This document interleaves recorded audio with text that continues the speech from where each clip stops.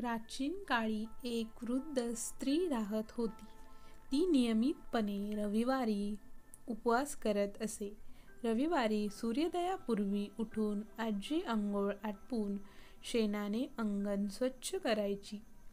सूर्यदेवाची आराधना करून रविवार व्रताची कथा ऐकून दिवसातून एकदा सूर्यदेवाला अन्नदान करायची. सूर्यदेवाच्या कृपेमुळे वृद्ध महिलेला कोणत्याही प्रकारची चिंता व त्रास झाला नाही. हळूहळू तिचे घर पैसे आणि अन्नाने भरत होते. त्या वृद्ध महिलेला आनंदी असल्याचे पाहून तिच्या शेजाऱ्याला तिचा हेवा वाटू लागला. म्हातारीने गाय पाळली नाही, त्यामुळे ती शेजारच्या अंगणातून शेण घेऊन येत असे. काही विचार करून शेजाऱ्याने आपली गाय घरात बांधली.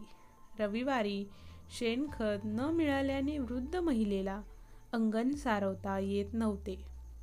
अंगण सारवले नाही म्हणून त्या वृद्ध महिलेने सूर्यदेवाला भोग अर्पण केले नाहीत आणि त्या दिवशी अन्नही घेतले नाही. सूर्यास्ताच्या वेळी वृद्ध स्त्री भुकेने आणि तहानेने झोपी गेली.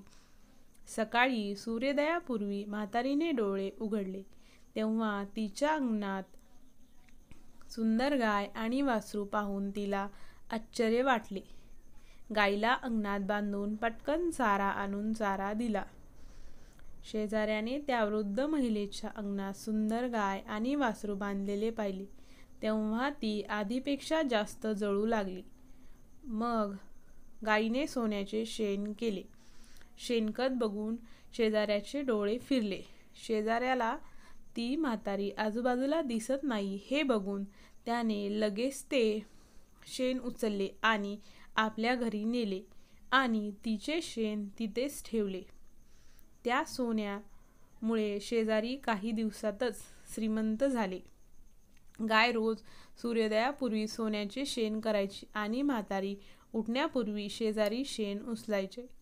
बराच दिवस त्या वृद्ध महिलेला सोन्याच्या शेणाबद्दल काहीच माहिती नव्हती.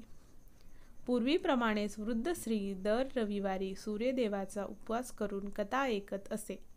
पण सूर्यदेवाला शेजाऱ्याची धूर्तता कळताच त्याने जोरदार वादळ सुरू केले. वादळ पाहून वृद्ध महिलेने गाय घरात बांधली.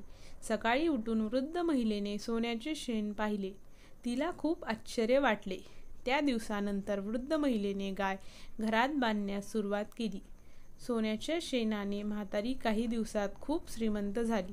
त्या वृद्ध स्त्रीच्या श्रीमंतीमुळे शेजारी भस्मसात झाली आणि तिच्या नवऱ्याची समजूत घालून तिने त्याला नगराच्या राजाकडे गाय घेऊन पाठविले. सुंदर गाय पाहून राजाला खूप आनंद झाला. सकाळी जेव्हा राजाने सोन्याचे शेण पाहिले तेव्हा त्याच्या आश्चर्याची सीमा राहिली नाही. दुसरीकडे सूर्यदेवाला एका भुकेल्या आणि तहानलेल्या वृद्ध स्त्रीला अशा प्रकारे प्रार्थना करताना पाहून खूप दया आली. त्याच रात्री सूर्यदेव राजाला स्वप्नात म्हणाले, राजन, म्हातारीची गाय आणि वासरू त्वरित परत कर, नाहीतर तुझ्यावर संकटाचा डोंगर कोसळेल. तुझा राजवाडा उद्ध्वस्त होईल.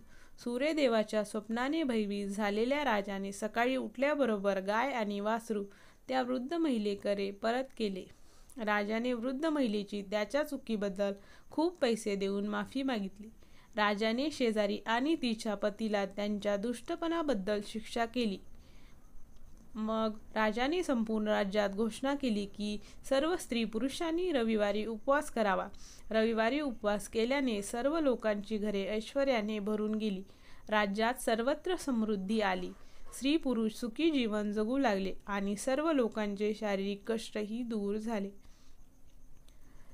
तुम्हाला ही गोष्ट आवडली असेल तर माझ्या चॅनलला लाईक, सबस्क्राईब आणि शेअर करायला विसरू नका.